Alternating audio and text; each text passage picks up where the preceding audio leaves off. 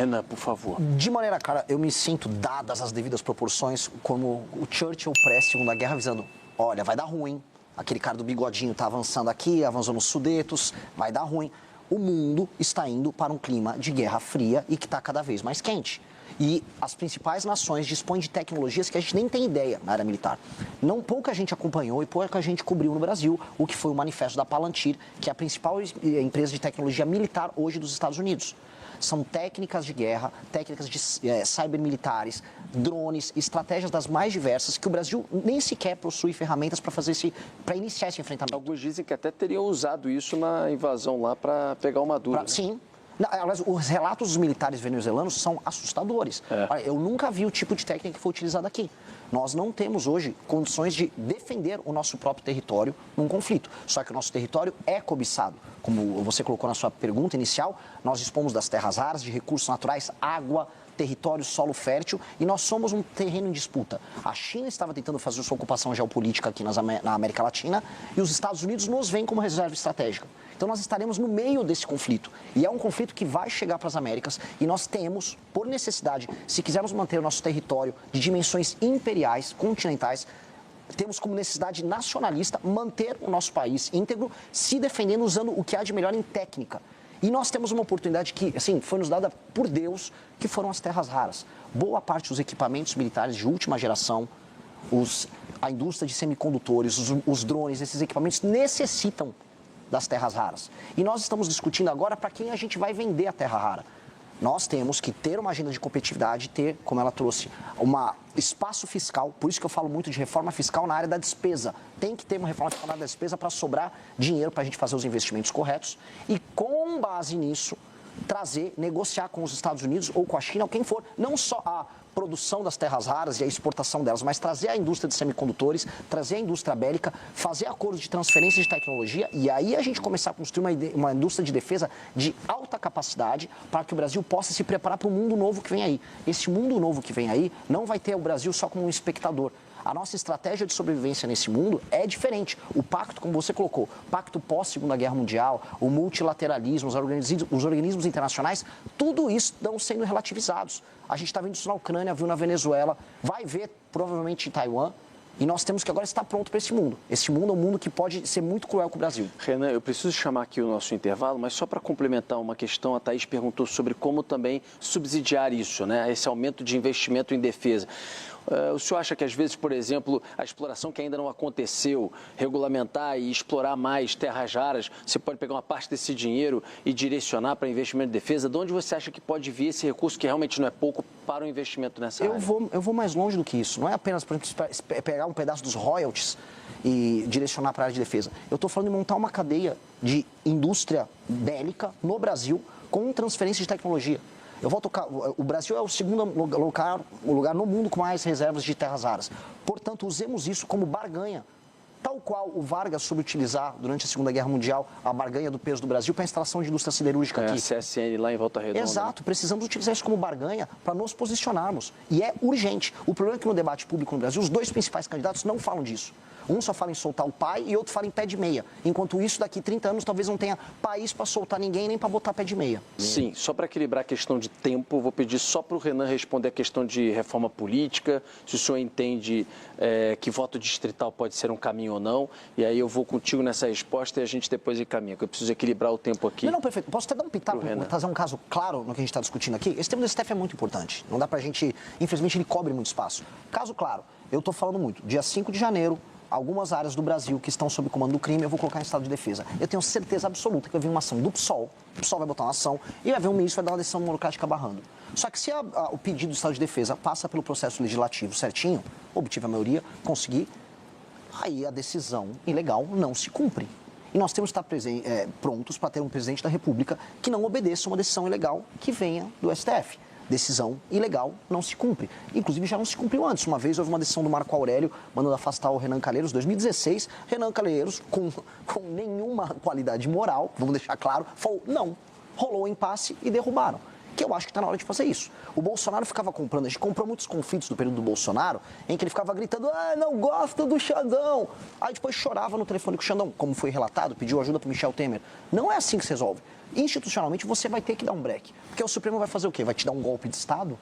Nós precisamos falar, se o processo legislativo foi tocado através dos seus agentes devidamente constituídos, e se o presidente, devidamente constituído, entrou, vamos dizer, no cumprimento das suas atribuições com um projeto, isso tem que ser respeitado pelo STF. Não é porque eles querem discutir direitos humanos em Harvard que isso vai ser derrubado. Isso tem que ficar claro. O próximo presidente da República vai ter que lidar com esse problema. E a gente não vai poder fugir desse assunto.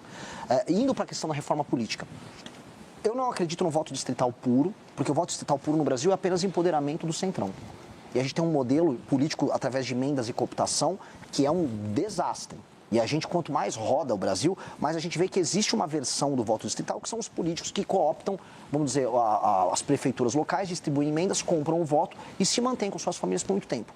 A reforma que eu quero, estou chamando de lei de responsabilidade gerencial.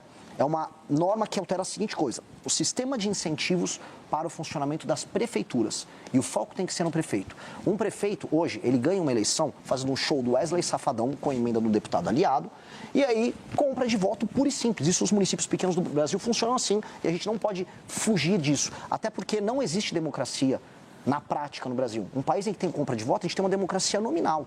As pessoas são cooptadas no período eleitoral, seja pela máquina pública, seja pela compra de votos, seja pelo Caixa 2, votam ali no grupo familiar e o jogo segue.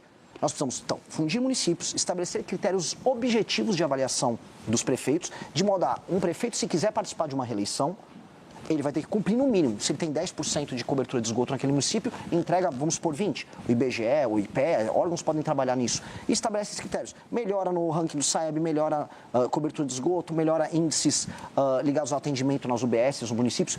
Obteve esses índices, participa da reeleição normalmente, pode até fazer seu show do Wesley Safadão. Não obteve esses índices, o prefeito tem que ter uma sanção. E a segunda coisa, que é super simples de resolver: o fundo partidário eleitoral no Brasil, que já é altíssimo, ele não tem que ser condicionado pelo número de tiriricas ou Nicolas Ferreiras ou Érica Ziltons que você elege no seu partido. Ele tem que ser condicionado a esses critérios de desempenho objetivo dos seus prefeitos.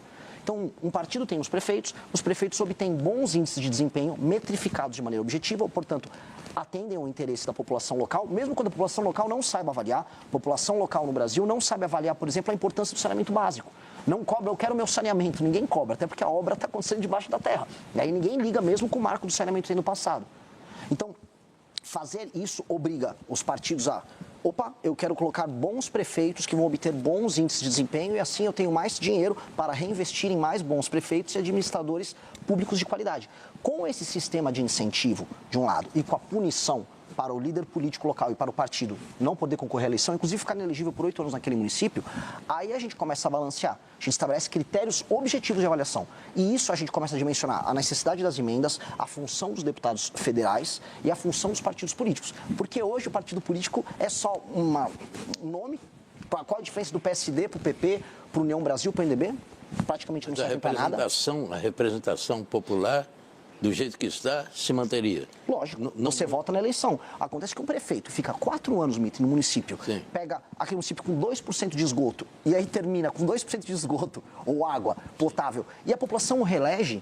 A população reelege ele porque a população está num nível de pobreza que ela naturalizou o absurdo. E aí esse prefeito não tem nenhuma obrigação em aumentar a atividade econômica naquele município, nenhuma, continua com o pires na mão pedindo dinheiro do fundo de participação dos municípios, o dinheiro chega, ele não faz nada de útil, faz o famoso show do Wesley Safadão, do Natanzinho no município, coloca a turma na prefeitura, coopta a galera, faz caixa 2 com o dinheiro desviado das emendas que estão na casa dos mais de 60 milhões e o jogo segue e ele é reeleito.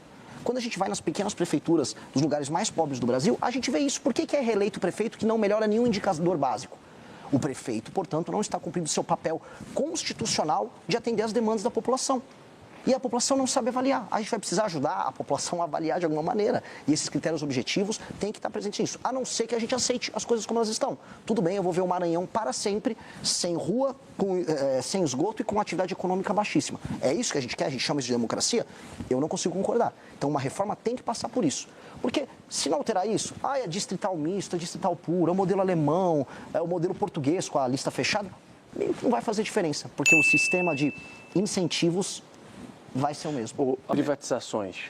Sou favorável, dependendo do caso. Agora, num modelo mais amplo, a gente tem que entender que com a chegada da inteligência artificial, machine learning, a gente vai poder utilizar a centralidade do Estado de maneira eficiente como nunca antes na história do Brasil. Eu estou muito otimista. A Petrobras ser pública ou ela ser privada é pequeno perto do que a Petrobras e o setor todo vai poder fazer num mundo em que o conhecimento ele vai ser compartilhado. É uma novidade muito grande nisso. Um exemplo, mais que não seja uma empresa pública, o SUS, com o uso da inteligência artificial, do machine learning, do prontuário único, de aplicativos que vão fazer com que você possa se consultar com o médico na hora, ele vai passar por uma revolução nos próximos anos. Eu era, como liberal, meio, não gosto do SUS, tudo que é meio, tem único no nome, eu sou meio contrário. Hoje eu já olho o modelo centralizado do SUS, junto com a tecnologia, com o machine learning, como uma dádiva. A gente vai poder fazer uma revolução na área da saúde, como os Estados Unidos hoje não podem fazer. Como a Inglaterra está pensando em fazer, como El Salvador, a gente citou o Bukele agora há pouco, está fazendo, e o modelo deles é sensacional. A gente fala muito de segurança, mas a área da saúde é uma revolução. E aí, a centralidade do Estado, o papel articulador de forças, agora surgindo também como um papel articulador de inteligência, pode tornar o Brasil um país muito, não só eficiente em entregar seus serviços, mas muito poderoso. A gente poder usar as terras raras, utilizando o Estado como, por exemplo, um fomentador dessas empresas de tecnologia que vão fazer transferência de tecnologia com empresas americanas e explorando esses recursos, o Estado não passa a ser um inimigo, ele passa a ser um parceiro nessa construção. E eu acho que esse futuro vai ser próximo. Renan. Bom, olhando aqui para o nosso espectador, tá nessa câmera aqui, tá nessa aqui, de maneira clara para o nosso espectador, disseram para você que o seu futuro é viver uma casa com muro, com medo de sair na rua porque pode ter seu celular tomado, tendo um emprego porcaria e assistindo as grandes coisas do mundo acontecerem em outros países. Estados Unidos, Japão, China, Coreia. Você aqui no Brasil é um espectador e no máximo torce para um time de futebol que hoje nem é tão competitivo. Pois bem, o Brasil pode ser glorioso. Você pode viver num país em que o bandido vai ser muito preso ou morto quando precisa. Você pode viver num país em que ganhar dinheiro não será um privilégio, mas será a regra. Você pode viver num país que será uma das 5 nações mais importantes do mundo. Você precisa ter imaginação, sonho e acreditar nas pessoas certas na hora certa. Não fique nessa história de Lula e Bolsonaro. Isso é o passado. O futuro e o presente já estão chegando. E o futuro, meu amigo, é glorioso. Aguardo você nessa aventura.